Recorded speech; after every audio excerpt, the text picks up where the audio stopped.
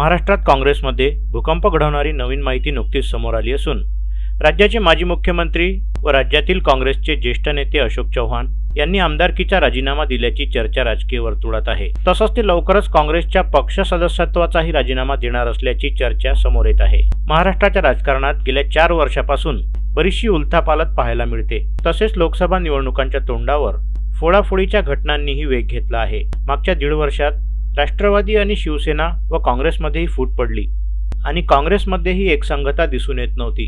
आज 12 फेब्रुवारीला दुपारी काँग्रेसमध्ये भूकंप घडवणारी माहिती समोर आली असून महाराष्ट्र राज्याचे माजी मुख्यमंत्री आणि राज्यातील काँग्रेसचे ज्येष्ठ नेते अशोक चव्हाण यांनी आमदारकीचा राजीनामा दिल्याची माहिती समोर येत आहे। तसेच ते लवकरच काँग्रेसच्या पक्ष सदस्यत्वाचाही राजीनामा देणार असल्याची माहिती समोर येत आहे। आता आमदारकीचा राजीनामा दिल्यानंतर अशोक चव्हाण यांच्या पुढील राजकीय वाटचालीबाबत नवनवीन तर्कवितर्क करण्यात येत आहेत। नाना पटोलेंसारखा प्रदेशाध्यक्ष काँग्रेसकडे जो आहे त्याच्या कारभाराला त्रस्त होऊन पुष्कळसे काँग्रेसचे नेते कार्यकर्ते हे लवकरच काँग्रेसला सोडचिठ्ठी देताना आपल्याला पाहायला मिळतील।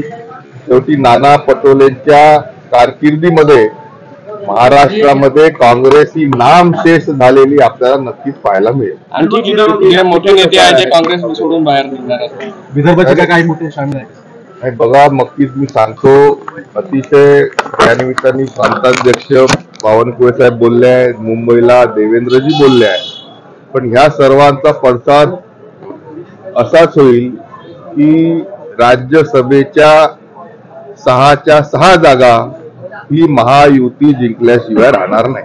व्हिडिओला लाईक करा, शेअर करा, मंडल न्यूजच्या YouTube चॅनलला सबस्क्राईब करा आणि फेसबुक पेजला फॉलो करा।